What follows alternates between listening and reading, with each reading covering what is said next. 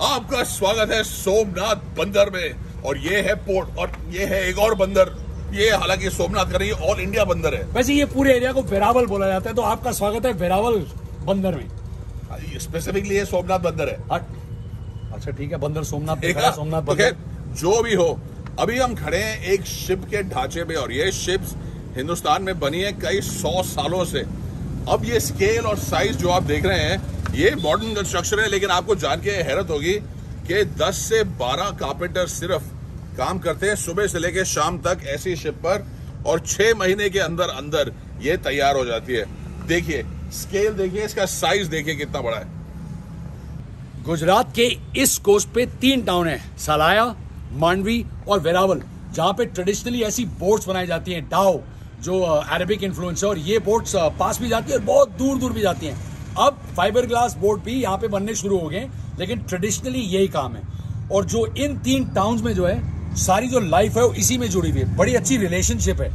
3 जो है कैटेगरी के लोग हैं, ट्रेडर जो इन्वेस्ट करते हैं ऐसी बोट बनवाने के लिए, बोट मेकर जो ये बोट बनाते हैं, जो लकड़हारे होते हैं जिनके पास ये स्किल होता है, एंड नंबर 3 फिशरमैन जो ये बोट्स पे बैठ के आगे फिशिंग के जाते हैं। तो ये पूरा जो कॉम्बिनेशन है बिल्कुल यहाँ पे पूरा जो है लाइवलीहुड है इन सब एरिया का उनसे चलता है। और सुबह से लेके शाम तक आप देखेंगे जब आप यहाँ पे आएंगे, तो जब पानी में नहीं है बोट और अगर बाहर है तो लोग इनकी मरम्मत कर रहे हैं, या नई बोट बन रही है, या पुरानी जो बोट से उससे लकड़ी निकाल के वो कारपेंट्री हो रही है।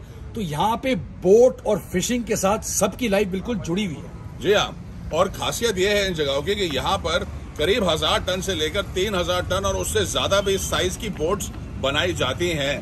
और ये जो कम्युनिटी की बात मयूर कर रहे हैं, यहाँ पर जब आप आएंगे आपको देखेंगे बहुत सारी आइस फैक्ट्रीज। तो ये आइस फैक्ट्रीज इसलिए है क्योंकि होल्ड्स में बर्फ डाल के ये लोग बाहर जाते हैं समुद्र में और मछली बर्फ पे डाली जाती है। बंदर भाई यस अब आइए ना, हमें बंदर के बारे में और जानकारी हासिल करनी है। तो बर्फ डाल के ले जाते हैं और ताज़ी मछली लेके आते हैं।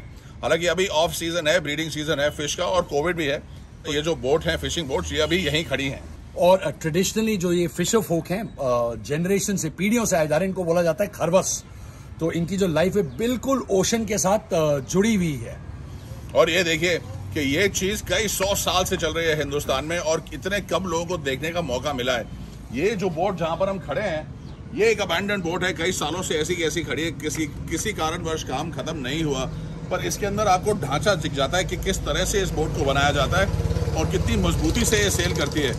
तो ये बोट ओशन के बीच में जाती है और वहीं पे रहती है कई सालों तक। अच्छी बोट जो है वो 30 साल तक आपकी चलेगी, और अगर उसकी मेंटेनेंस बढ़िया रहेगी तो ये टाइम 50 साल भी हो सकता है। और देखिए ऐसे ढांचे पे 50 years इन दी ओशन। हाँ, मतलब ये नहीं कि सुबह निकली और उसके बाद 50 साल बाद वापस आई, तो मतलब यहाँ से कोई बेबी गया था और बुढ़ा वापस आ रहा है, ये नहीं। मतलब इसकी लाइफ 50 साल की हो सकती है। मल्टीपल ट्रिप्स होते हैं और अलग अलग बोट होती है और अलग अलग इंतजाम होता है। कई ऐसी बोट्स होती हैं जो शाम को जाती है, सुबह आती है, छोटा कैच लेती है पास के कोस्टल एरिया से। कई बोट्स होती है बड़ी वाली जैसे ऐसी होती है, इसमें ड्राई आइस भर के, सामान भर के, लोग भर के आप अफ्रीका तक जाती है, मतलब इथियोपिया वगैरह से भी जाती है। वहां पे सोमालिया के जो पायरेट्स हैं उनसे बहुत डर के रहना पड़ता है। जी हाँ, पर मेरा तो एक ही क्वेश्चन है, first question and last question. आप पूछिए। इसमें कितने इंजन होते हैं, 1 या 2? और अगर 2 भी होते हैं तो कितना देती है? तो इंजन पावर पे चलती है। किसी जमाने पे बड़े बड़े सेल्स हुआ करते थे और बोट्स वहां चला करती थी, लेकिन आजकल इंजन पावर्ड बोट्स हैं। और ये पूरा का पूरा जो एशिया का अपना रूट है, यहाँ से लेके मिडिल ईस्ट तक और मिडिल ईस्ट से नीचे अफ्रीका, वहां जाके कैच आती है। दूसरा रूट जो है वो साउथ इंडिया से निकल के साउथवर्ड्स जाता है, ऑलमोस्ट टिल ऑस्ट्रेलिया। तो इंडियन फिशरमैन ऐसे ऐसे समुद्रों को सेल करते रहे हैं, उनके अंदर जाते रहे हैं और मछलियां लेके आते रहे हैं। आसान काम नहीं है, मुश्किल काम है, कठिन काम है, मेहनत बहुत करनी पड़ती है, नॉलेज बहुत चाहिए आपको ये काम करने के लिए। लेकिन जब आपकी फाउंडेशन यहाँ पर हो और इतनी एक्सपर्टीज हो, और ये सारी एक्सपर्टीज दिमाग में रहती है, कोई ऐसा नहीं है कि कंप्यूटराइज वगैरह बनी है सब। फादर टू सन मतलब कारपेंट्री। बच्चा जब यंग होता है तो वो सीखता है, पिताजी के साथ जाता है या दादाजी के साथ जाता है और वो आस्ते आस्ते काम सीखता है, बिकॉज ये बहुत स्पेशलाइज्ड वर्क है। और ये मेरे को सबसे अच्छी बात पता है क्या लगी, ये सर्कुलर इकोनॉमी है।